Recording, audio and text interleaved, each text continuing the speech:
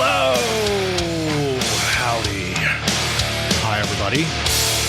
Sam Goodman. Really fucking scary stories.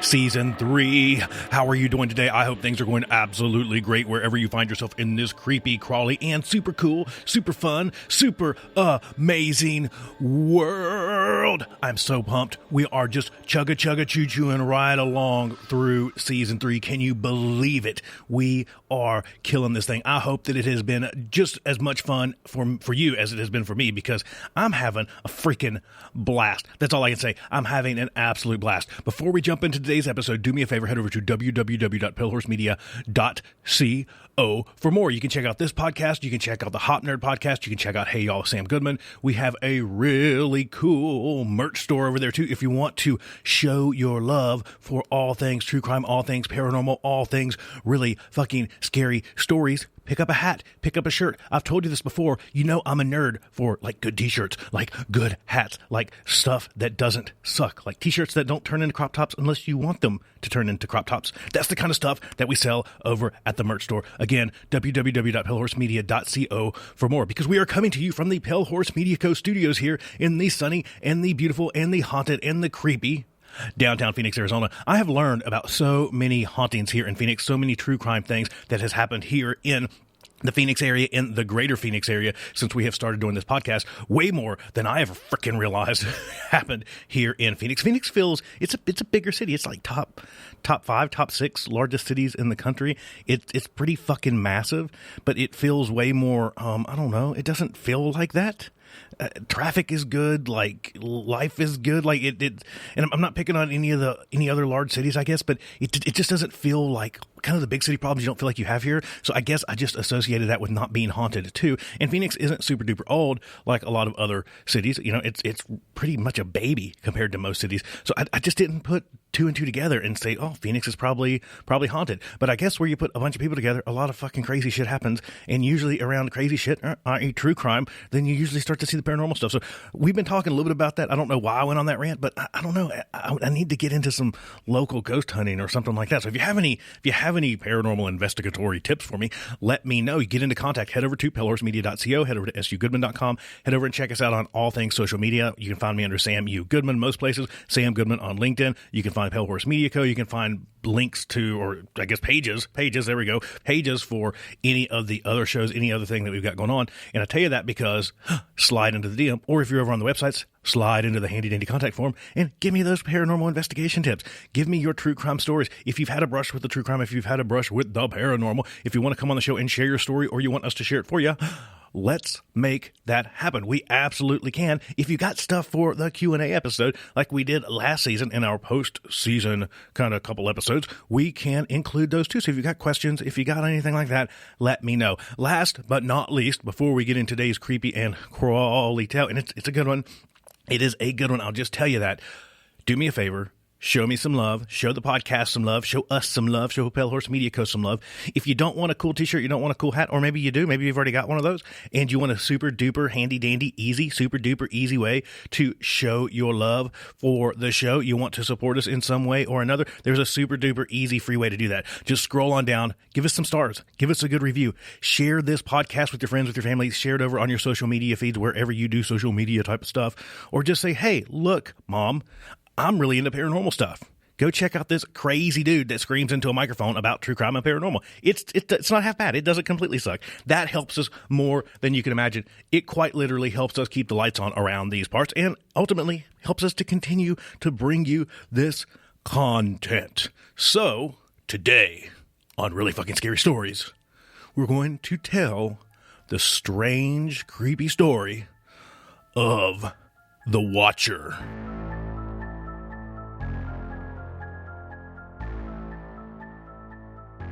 Let me just start right here and say that we are in the middle of doing adult things. We are attempting to adult this year. We are trying to do some adulting and buy a house.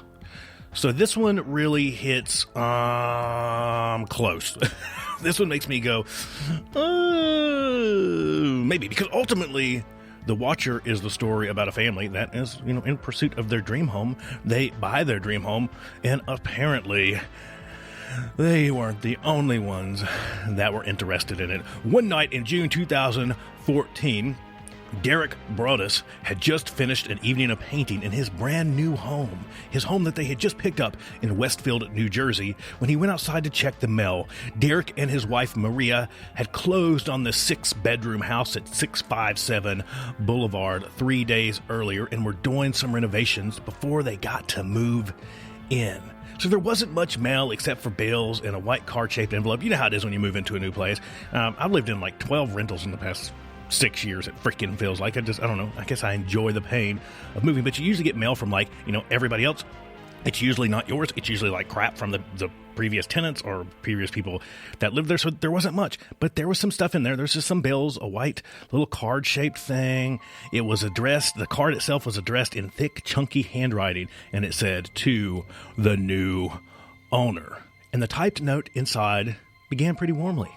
"Dearest new neighbor at 657 Boulevard, allow me to welcome you to the neighborhood. For this couple buying this new house had fulfilled a dream." I know, I'm pursuing that dream. I know, if you haven't bought a house, it's a fucking painful process, just FYI. Maria was raised in Westfield, and the house was just a few blocks from her childhood home.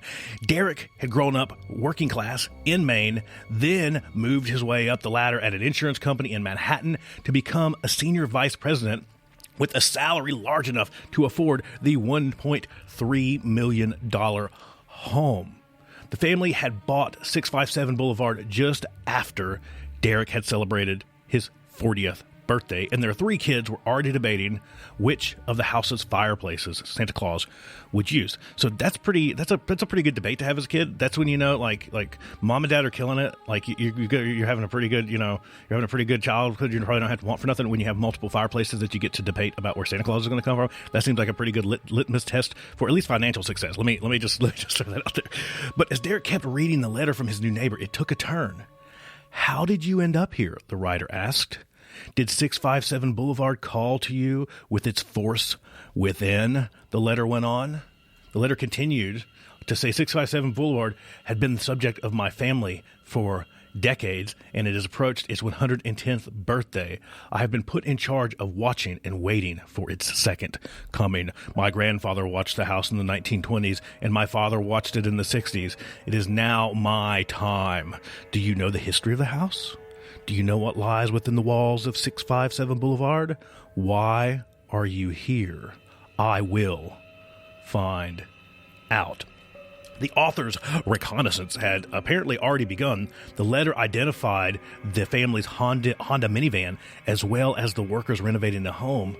"I see that you have flooded 657 Boulevard with contractors so that you can destroy the house as it was supposed to be," the person wrote. "Tisk, tisk, tisk. Bad move. You don't want to make 657 Boulevard unhappy." Early in the week, Derek and Maria had gone to the house and chatted with their new neighbors. They chatted with their children, who were 5, 8, and 10 years old at the time, ran around in the backyard with several kids from the neighborhood. The letter writer seemed to have noticed. "You have children. I have seen them.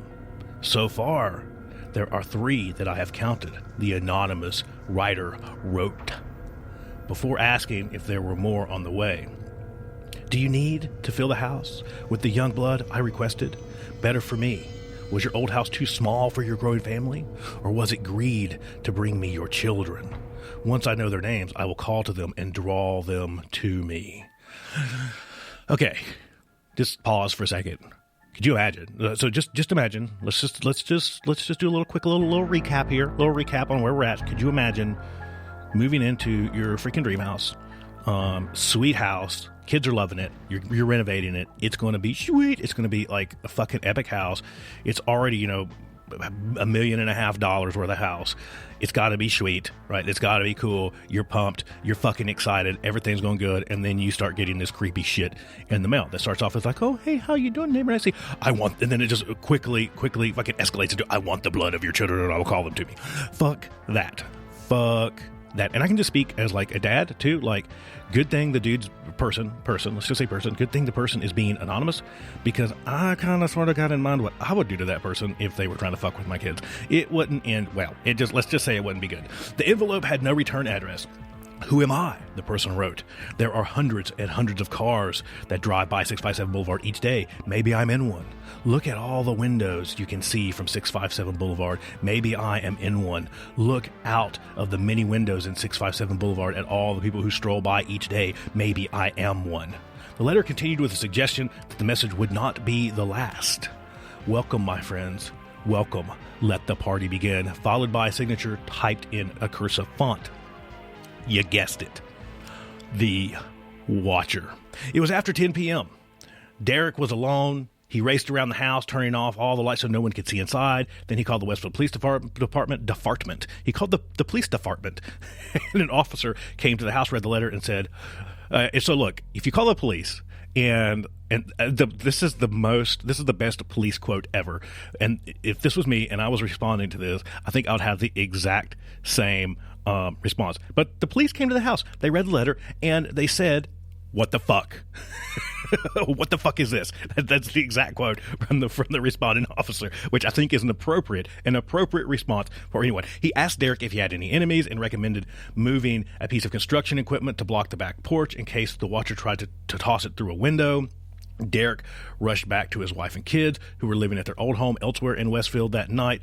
Derek and Maria wrote an email to John and Andrea Woods, the couple that had sold them 657, I'm not dyslexic again, 657 Boulevard, to ask if they had any idea who the Watcher might be or why he or they had written.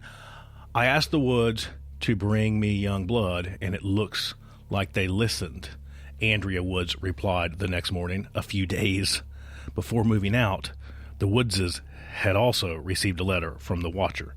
The note had been odd, she said, and a similar mention of the Watcher's family observing the house over time. But Andrea said that she and her husband had never received anything like that in their 23 years in the house and had thrown the letter away without much thought. That day, the Woodses went with Maria to the police station, where Detective Leonard Lugo sounds better, told her not to tell anyone about the letters, including her new neighbors, most of whom she had never met, and all of whom were now suspects. The family spent the coming weeks on high alert.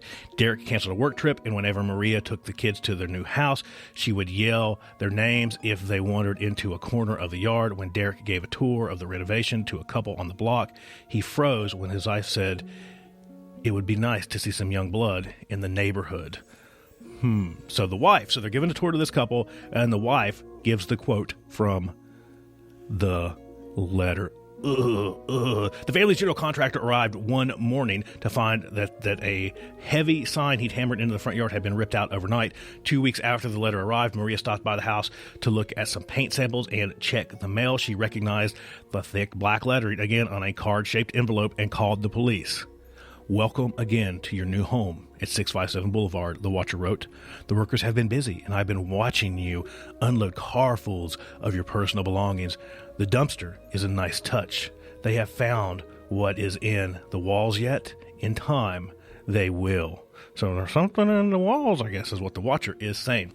This time, the Watcher had addressed Derek and Maria directly, misspelling their name, Mr. and Mrs. Braddis. Had the Watcher been close enough to hear one of the family's contractors addressing them? Maybe they had heard their name. The Watcher boasted of having learned a lot about the family in the preceding weeks, especially about their children. The letter identified their three kids by birth order and by their nicknames, the ones Maria had been yelling. "I am pleased to know your names now, and the name of the young blood you have brought to me," it said. "You certainly say their names often." The letter asked about one child in particular, whom the writer had seen using an easel outside or inside on an enclosed porch.